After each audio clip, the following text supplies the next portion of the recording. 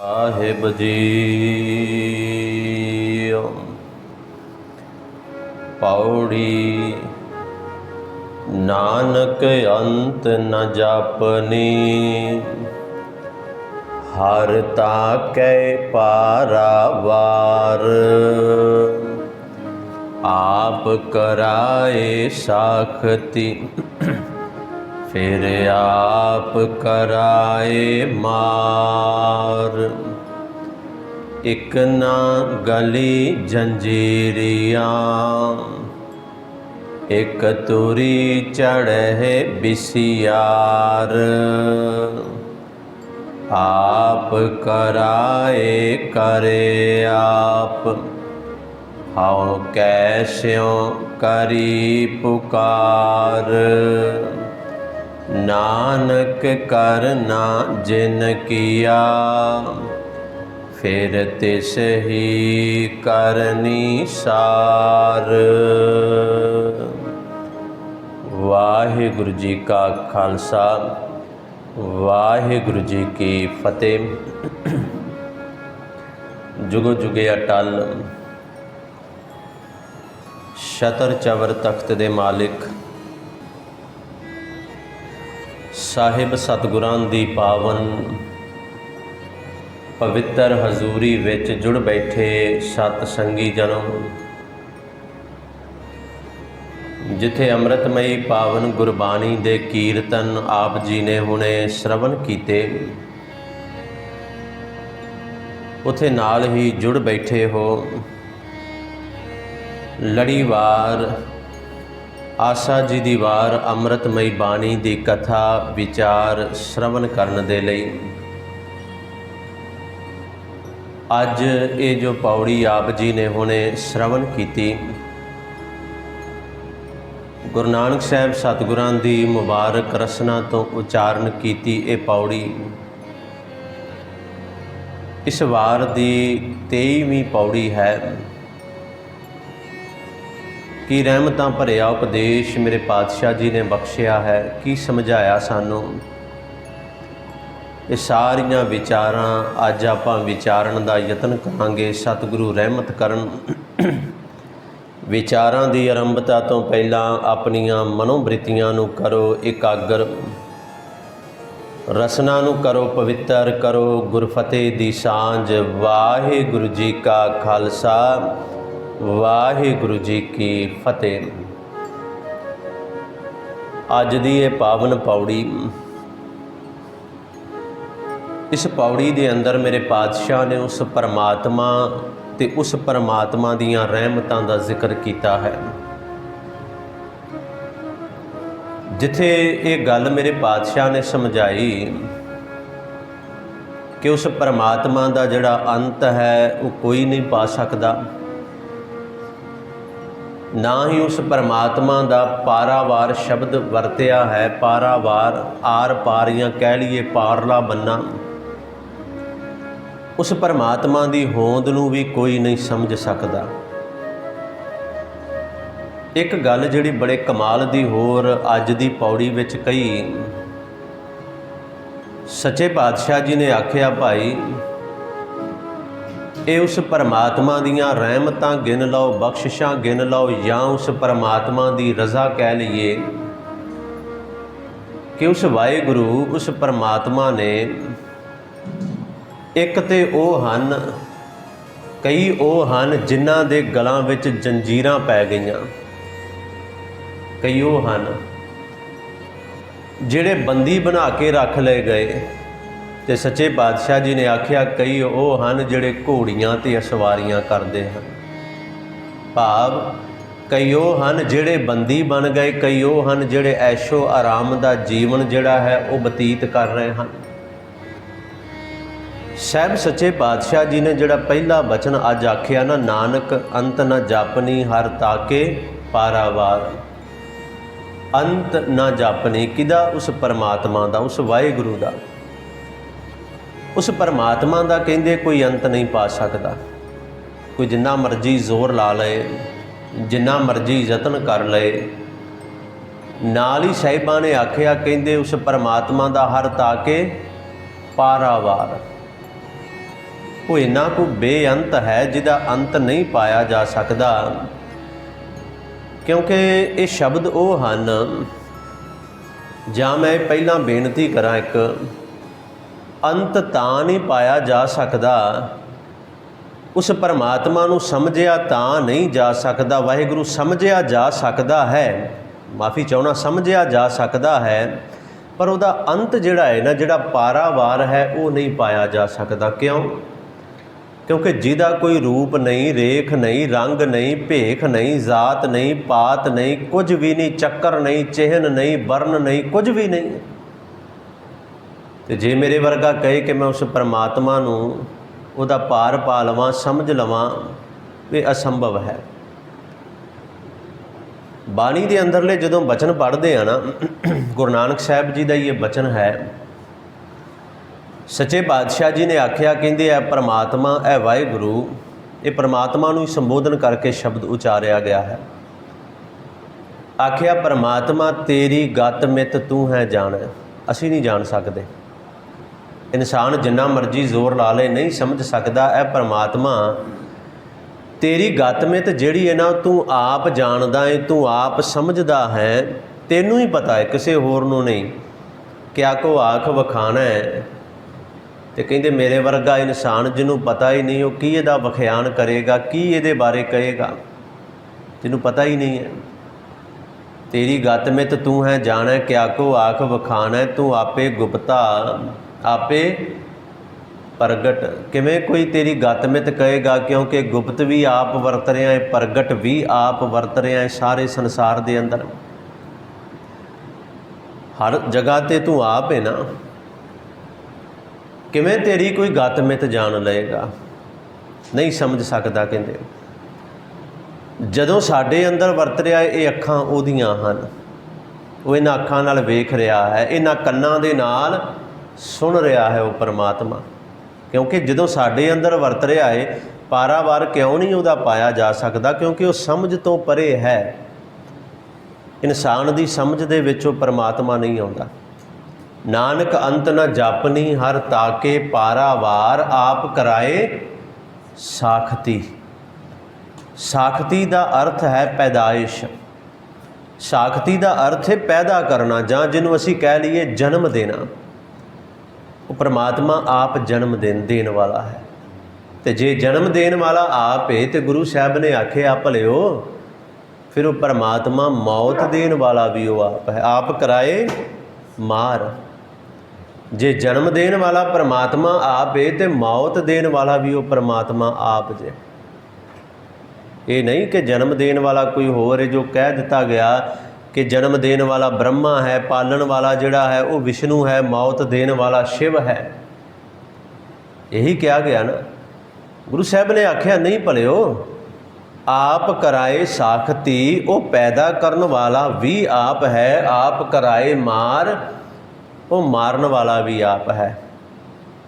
ਫਿਰ ਉਹਦੀਆਂ ਅੱਗੇ ਰਹਿਮਤਾਂ ਦਾ ਜ਼ਿਕਰ ਕੀਤਾ। ਕਹਿੰਦੇ ਵੇਖੋ ਉਸ ਪਰਮਾਤਮਾ ਨੇ ਕੀ ਕੀਤਾ।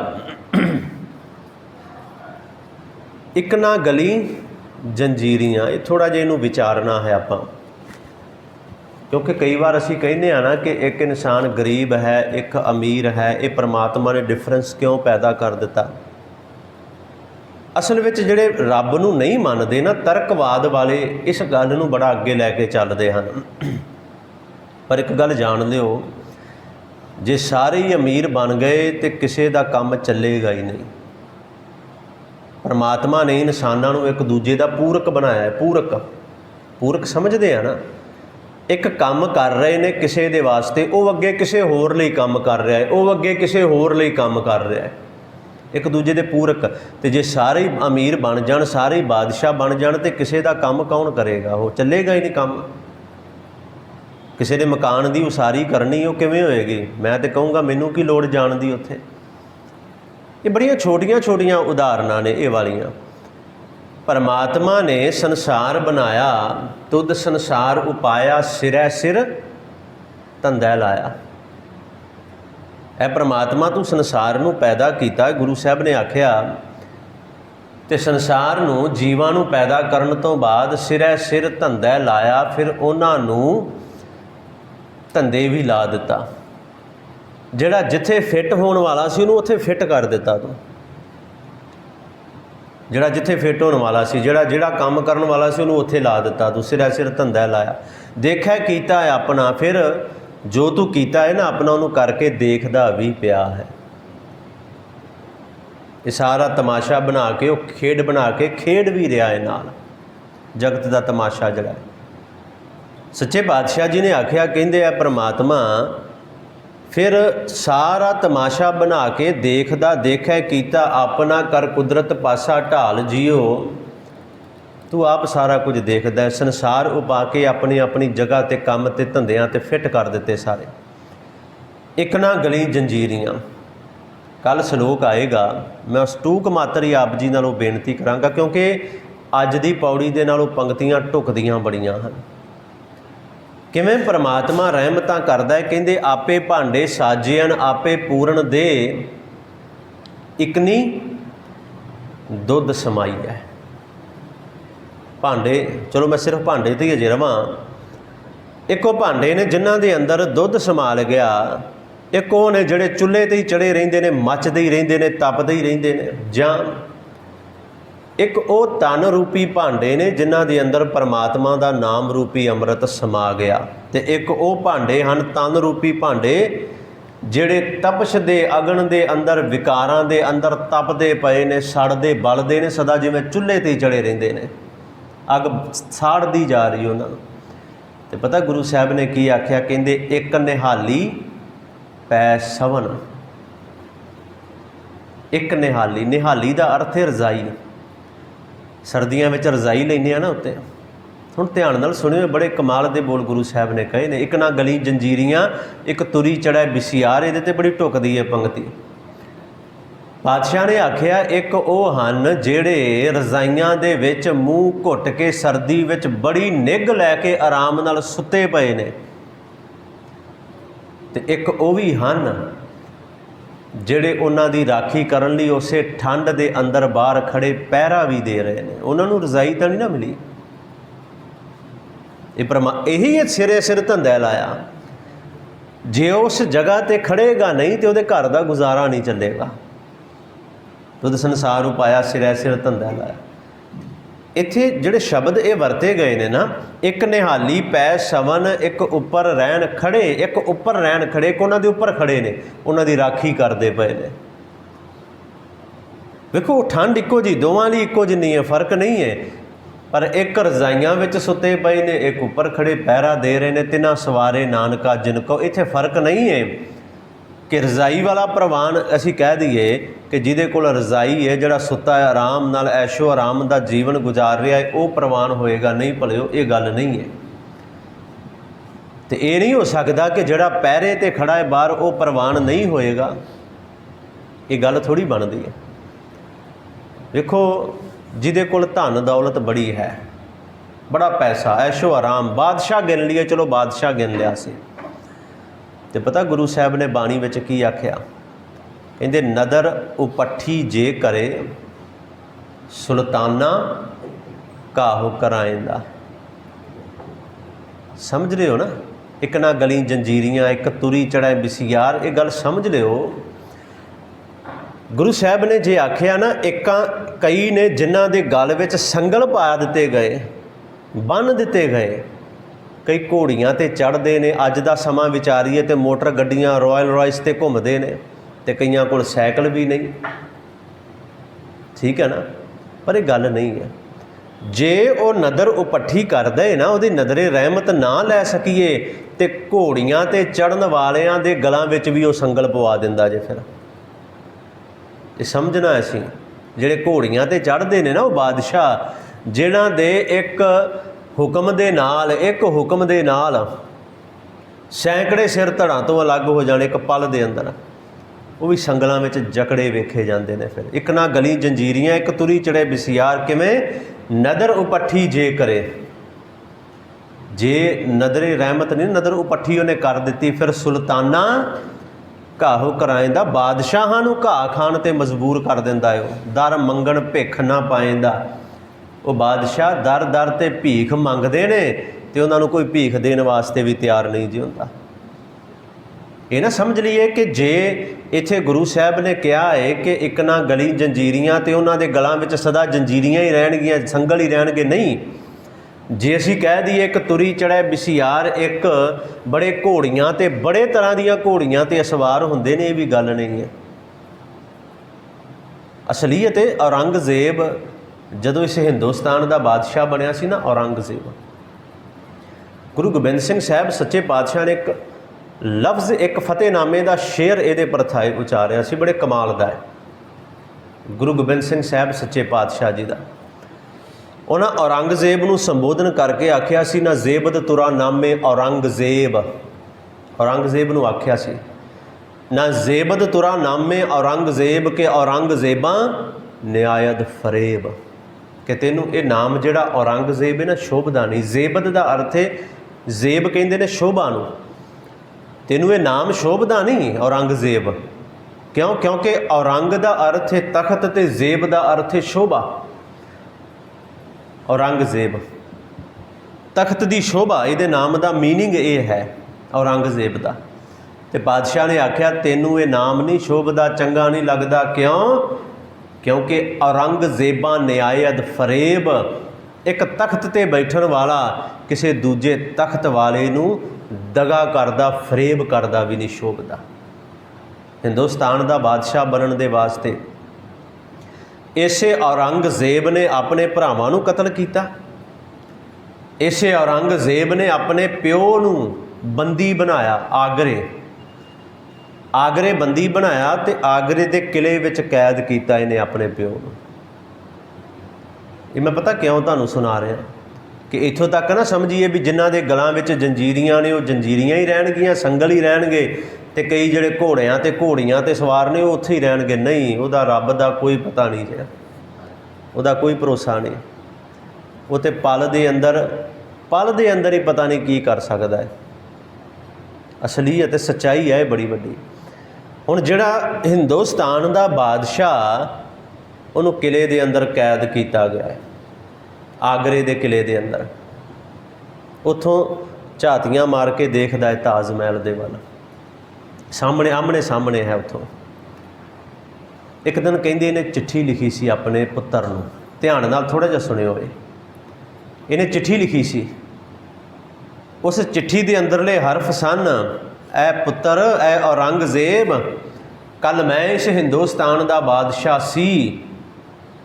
ये समझाउण लई सी, जे कल मैं सी ते आउण वाले कल विच तू भी सी वल आएगा, ये समझाउण लई सी।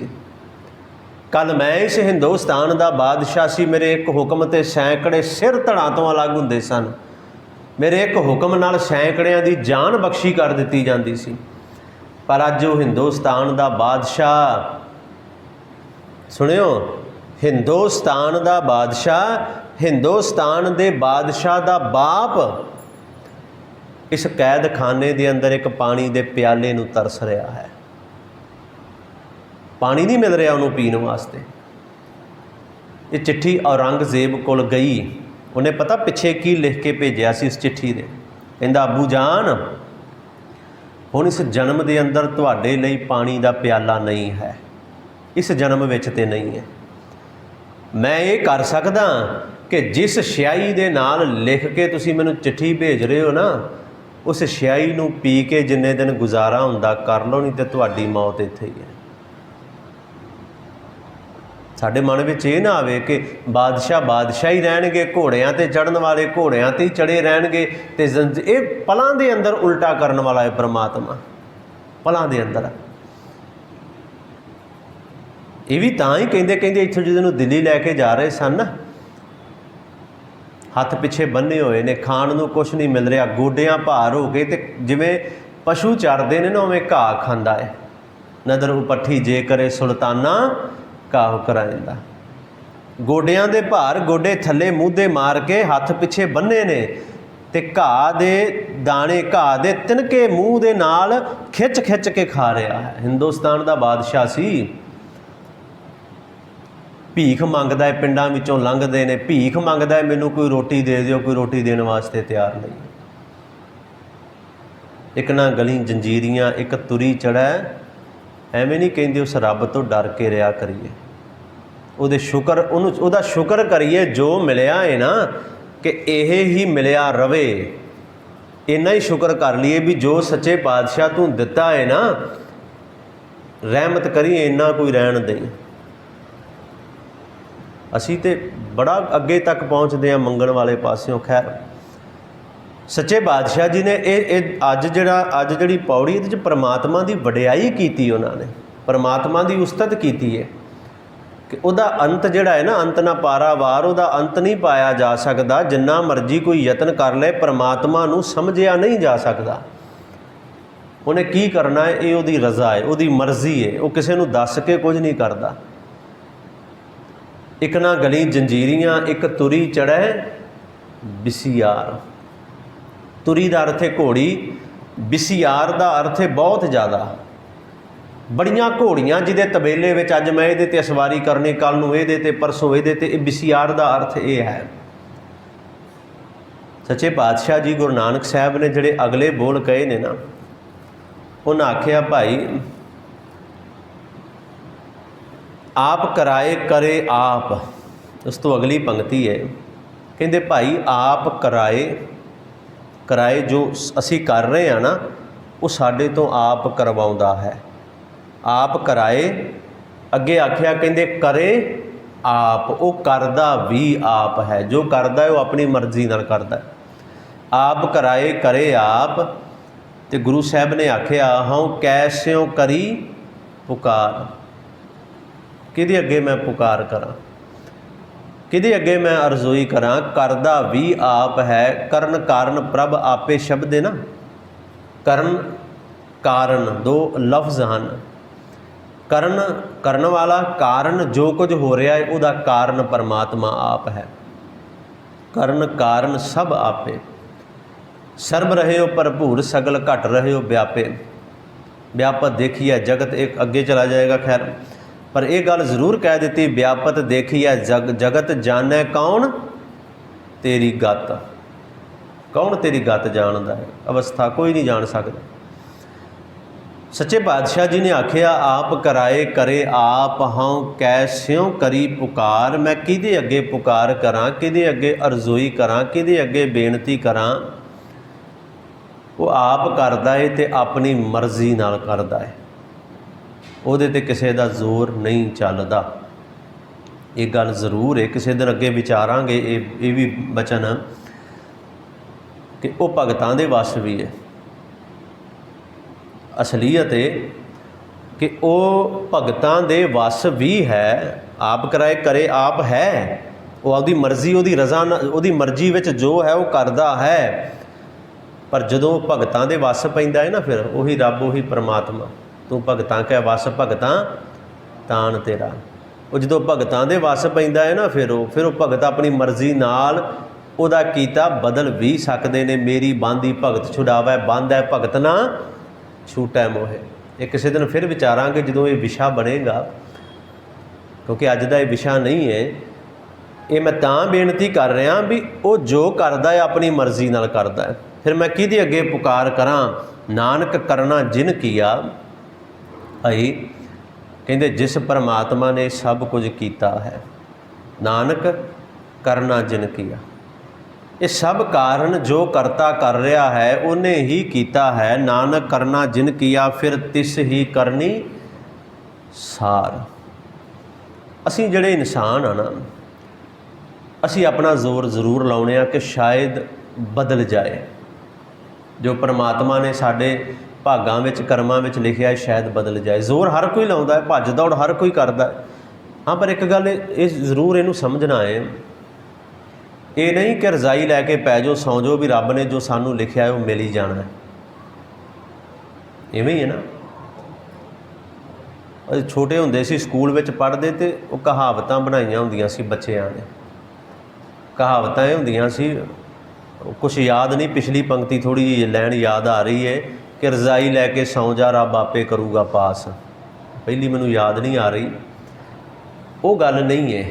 ਜੇ ਅਸੀਂ ਕਹਿ ਲਈਏ ਕਿ ਜੋ ਰੱਬ ਨੇ ਲਿਖਿਆ ਉਹ ਮਿਲਣਾ ਹੈ ਅਤੇ ਆਰਾਮ ਨਾਲ ਸੁੱਤੇ ਰਹੋ, ਪਏ ਰਹੋ, ਨਹੀਂ। ਜੋ ਰੱਬ ਨੇ ਲਿਖਿਆ ਹੈ ਮਿਲਣਾ ਉਹੀ ਹੈ, ਪਰ ਉਹਦੇ ਲਈ ਵੀ ਉੱਦਮ ਇਨਸਾਨ ਨੂੰ ਕਰਨਾ ਪਏਗਾ। ਉਹਦੇ ਲਈ ਵੀ ਯਤਨ ਜਿਹੜਾ ਹੈ ਨਾ ਉਹ ਕਰਨਾ ਪੈਣਾ ਹੈ। ਇਵੇਂ ਨਹੀਂ ਸਾਡੇ ਲਈ ਰੋਟੀ ਲਿਖੀ ਹੈ ਰੱਬ ਨੇ। ਮੈਂ ਛੋਟੀ ਜੀ ਆਮ ਜੀ ਇੱਕ ਐਗਜ਼ੈਂਪਲ ਦੇਵਾਂ। ਘਰਦਿਆਂ ਨੇ ਮਾਤਾ ਨੇ ਪ੍ਰਸ਼ਾਦਾ ਤਿਆਰ ਕੀਤਾ, ਥਾਲ ਵਿੱਚ ਪਾਇਆ, ਕੌਲੀ 'ਚ ਸਬਜ਼ੀ ਪਾ ਕੇ ਚਮਚ ਰੱਖ ਕੇ ਗਲਾਸ ਪਾਣੀ ਦਾ ਨਾਲ ਲਿਆ ਕੇ ਸਾਡੇ ਅੱਗੇ ਰੱਖ ਦਿੱਤਾ। ਇਹ ਹੈ ਸਾਡੇ ਕਰਮ ਦੀ ਬਣੀ ਹੋਈ ਰੋਟੀ ਜਿਹੜੀ ਸਾਡੇ ਕਰਮਾਂ ਵਿੱਚ ਹੈ। ਠੀਕ ਹੈ ਜੀ। ਪਰ ਜੇ ਹੁਣ ਹੱਥ ਹੀ ਨਾ ਲਾਵਾਂਗੇ ਤਾਂ ਰੋਟੀ ਮੂੰਹ 'ਚ ਚਲੀ ਜਾਏਗੀ, ਨਹੀਂ ਜਾਏਗੀ ਨਾ। ਬੜੀ ਛੋਟੀ ਜੀ ਇੱਕ ਸਿੰਪਲ ਆਮ ਜੀ ਐਗਜ਼ੈਂਪਲ ਉਦਾਹਰਨ ਦੇ ਰਿਹਾ ਤੁਹਾਨੂੰ, ਬਿਲਕੁਲ ਆਮ ਜੀ ਐਗਜ਼ੈਂਪਲ ਕਿ ਸਾਡੇ ਕਰਮਾਂ ਵਿੱਚ ਉਹ ਰੋਟੀ ਹੈ ਜਿਹੜੀ ਸਾਨੂੰ ਮਿਲ ਗਈ, ਉਹ ਪੱਕੀ ਹੋਈ ਸਾਡੇ ਅੱਗੇ ਥਾਲੀ ਵਿੱਚ ਪਈ ਹੋਈ ਆ ਗਈ, ਪੱਕੀ ਹੋਈ। ਪਾਣੀ ਦਾ ਗਲਾਸ ਨਾਲ ਏ ਤੇ ਜੇ ਉੱਥੇ ਕੋਲ ਬੈਠੇ ਉਹਦੇ ਵੱਲ ਵੇਖੀ ਜਾਓ ਵੀ ਮੂੰਹ 'ਚ ਆਪੇ ਚਲੀ ਜਾਏਗੀ, ਇਹ ਮੇਰੇ ਕਰਮਾਂ 'ਚ ਨਹੀਂ। ਉਹਦੇ ਲਈ ਤੇ ਹੱਥ ਲਾਉਣੇ ਪੈਣਗੇ, ਬੁਰਕੀ ਤੋੜਨੀ ਪਏਗੀ, ਸਬਜ਼ੀ ਨਾਲ ਲਾ ਕੇ ਮੂੰਹ ਤੱਕ ਵੀ ਲੈ ਕੇ ਜਾਣੀ ਪਏਗੀ, ਉਹਨੂੰ ਚਿੱਥਣਾ ਵੀ ਪਏਗਾ ਤੇ ਉਹਨੂੰ ਨਿਗਲਣਾ ਵੀ ਪਏਗਾ, ਤਾਂ ਜਾ ਕੇ ਉਹ ਅਸਰ ਕਰੇਗੀ। ਇਹ ਫਰਕ ਹੈ। ਮਿਲਣਾ ਉਹੀ ਹੈ ਜੋ ਰੱਬ ਨੇ ਲਿਖਿਆ ਹੈ, ਪਰ ਉਹਦੇ ਲਈ ਵੀ ਮਿਹਨਤ ਕਰਨੀ, ਕਰਮ ਕਰਨਾ ਹੀ ਪਏਗਾ ਉਹਦੇ ਵਾਸਤੇ ਵੀ। ਤੇ ਜੇ ਮੈਂ ਕਹਾਂ, ਇਹ ਤਾਂ ਬੜੀਆਂ ਆਮ ਜਿਹੀਆਂ ਐਗਜ਼ੈਂਪਲਾਂ ਮੈਂ ਦੇ ਰਿਹਾ, ਜੇ ਮੈਂ ਕਹਾਂ ਕਿ ਪਰਮਾਤਮਾ ਦਾ ਅੰਤ ਪਾ ਸਕਾਂ, ਇਹ ਅਸੰਭਵ ਹੈ।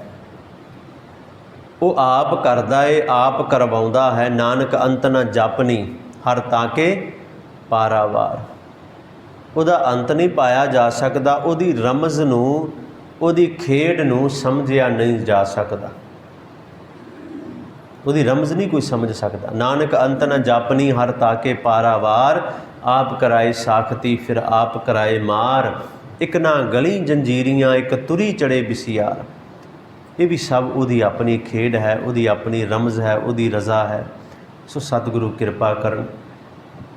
ਸਮਾਂ ਸਮਾਪਤ ਹੈ। ਇੰਨੀਆਂ ਕੁ ਬੇਨਤੀਆਂ ਆਪ ਜੀ ਨੇ ਪ੍ਰਵਾਨ ਕਰ ਲੈਣੀਆਂ। ਮੈਂ ਫਿਰ ਬੇਨਤੀ ਇਹ ਕਰਦਿਆਂ, ਅੱਜ ਇਹ 23ਵੀਂ ਪੌੜੀ 23rd ਪੌੜੀ ਜਿਹੜੀ ਉਹ ਸੰਪੂਰਨ ਹੋਈ ਹੈ। 24 ਪੌੜੀਆਂ ਹਨ। ਕੱਲ੍ਹ ਅਤੇ ਪਰਸੋਂ ਆਸਾ ਜੀ ਦੀ ਵਾਰ ਦੀ ਸੰਪੂਰਨਤਾ ਹੋ ਜਾਏਗੀ। ਸੋ ਆਪ ਜੀ ਨੇ, ਕਿਉਂਕਿ ਬੜੇ ਦਿਨਾਂ ਤੋਂ ਆਪ ਜੀ ਹਾਜ਼ਰੀਆਂ ਭਰ ਰਹੇ ਹੋ, ਇਹ ਕਥਾ ਦੀ ਸੰਪੂਰਨਤਾ 2 ਨੂੰ ਆਪਾਂ ਕਰਨੀ ਹੈ, ਗੁਰੂ ਰਾਮਦਾਸ ਸਾਹਿਬ ਜੀ ਦੇ ਪ੍ਰਕਾਸ਼ ਪੁਰਬ 'ਤੇ ਜਾ ਕੇ। ਪਰ ਆਸਾ ਜੀ ਦੀ ਵਾਰ ਦੀ ਸੰਪੂਰਨਤਾ ਜਿਹੜੀ ਉਹ ਪਰਸੋਂ ਹੋਏਗੀ। ਸੋ ਇਸੇ ਤਰ੍ਹਾਂ ਵੱਧ ਚੜ੍ਹ ਕੇ ਆਪ ਜੀ ਨੇ ਹਾਜ਼ਰੀਆਂ ਭਰਦੇ ਰਹਿਣਾ। ਹੋਈਆਂ ਬੇਅੰਤ ਭੁੱਲਾਂ ਦੀ ਖਿਮਾ ਕਰੋ, ਗੁਰਫਤਿਹ ਦੀ ਸਾਂਝ। ਵਾਹਿਗੁਰੂ ਜੀ ਕਾ ਖਾਲਸਾ, ਵਾਹਿਗੁਰੂ ਜੀ ਕੀ ਫਤਿਹ।